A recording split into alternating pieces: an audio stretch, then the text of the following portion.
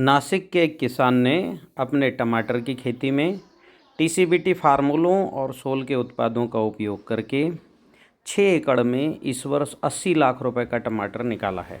हाँ जी, अभी तक इस किसान ने 1 महीने की तोड़ाई करके लगभग 40 लाख रुपए का, और अगले 1 महीने फिर तोड़ाई होगी, उसमें भी इतना ही 40 लाख रुपए का उत्पादन निकाल रहा है।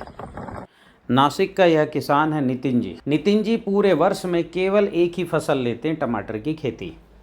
पूरे वर्ष भर टमाटर की खेती के लिए ही तैयारी करते हैं। केवल एक टमाटर की खेती से इन्होंने अपना घर बनाया है, कार खरीदा है और अपने बच्चों को उच्च शिक्षा के लिए बाहर भी भेजा है। पिछले वर्ष नितिन जी को 50 लाख रुपए का टमाटर प्राप्त हुआ था। लगभग 1200 कैरेट टमाटर निकला था।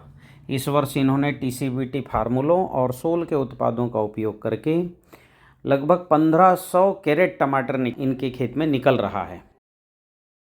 नितिन जी ने व्हाट्सएप में मुझे जो भेजा और मुझसे जो बात की है, उसकी रिकॉर्डिंग आपको मैं उन्हीं की ज़ुबानी सुना रहा हूँ। सुनिए किसान ने कैसे जो है खेती को तैयार किया और इतना उत्पादन लेने में कैसे सक्षम है।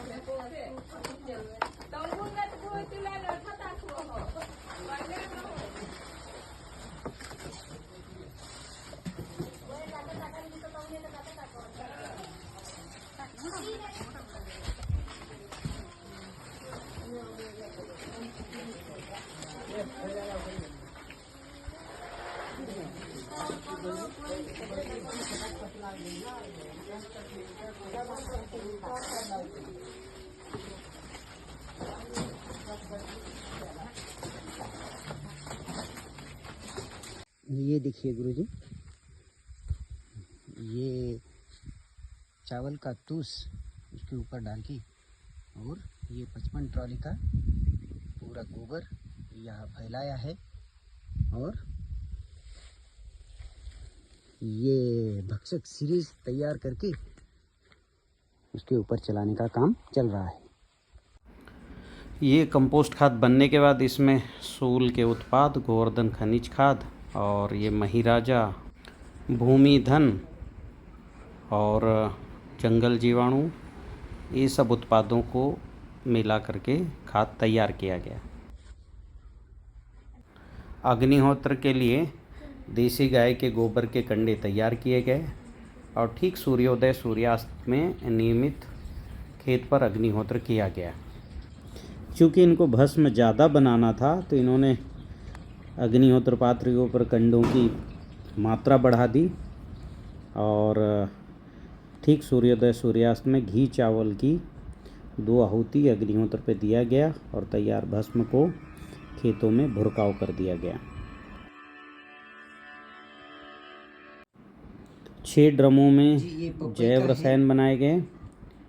सभी तरह के जैव रसायन, खट्टा, मीठा, कड़वा, ये तीनों तरह के जैव रसायन बनाए गए, जो कुछ खाद में भी मिला के खेत में भुरकाव किए गए और कुछ हर सप्ताह 10 लीटर प्रति एकड़ की दर से खेतों में डाला गया। अब टीसीबीटी पंचांग के अनुसार निश्चित नक्षत्र पर भूमि में बेड बनाने की तैयारी की गई। सभी तरह के खादों को खेत में मिलाकर और बेड प्लांटर से 5-5 फुट के अंतर में और बेड बना दिया गया।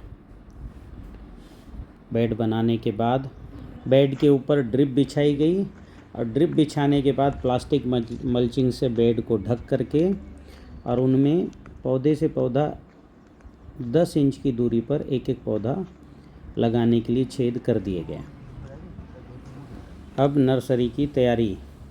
नर्सरी के लिए टमाटर के बीजों को टीसीबीटी बीज शोधक रस में 8 से 10 घंटे डुबाए गए।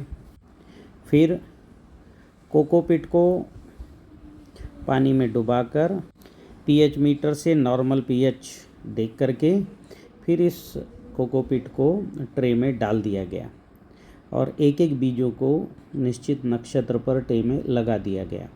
प्रतिदिन नर्सरी में अग्निहोत्र किया गया ठीक सूर्योदय सूर्यास्त में, और ट्रे में ऊर्जा जल और अणु जल, जीवाणु जल ये डाला गया।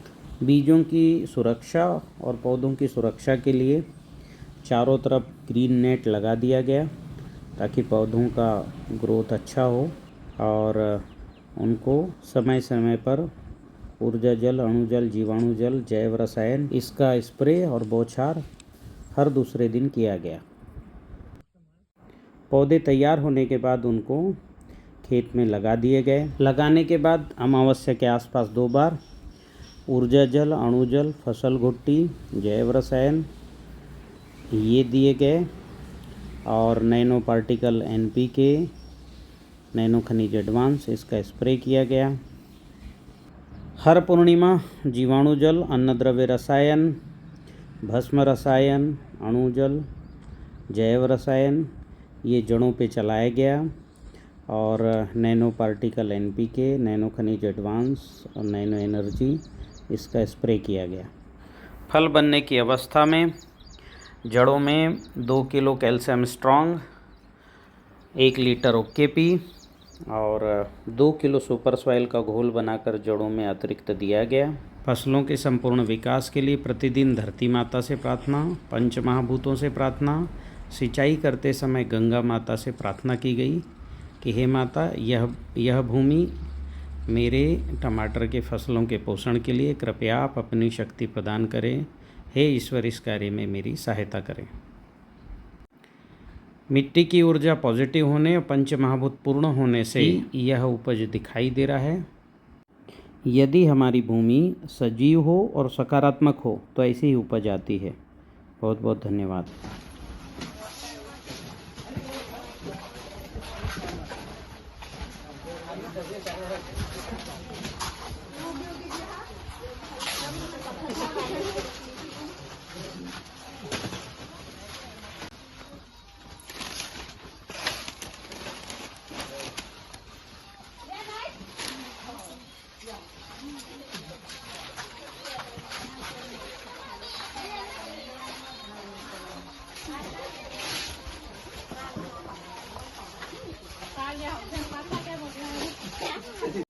TCBT यानी ताराचंद बिलजी तकनीक कृषि विद्या से खेती करने के लिए इस YouTube चैनल को सब्सक्राइब करके रखें।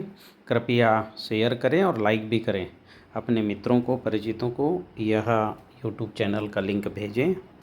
इसमें मैं पंच महाभूतों से जो प्राकृतिक खेती की जाती वह तो बताता ही हूँ।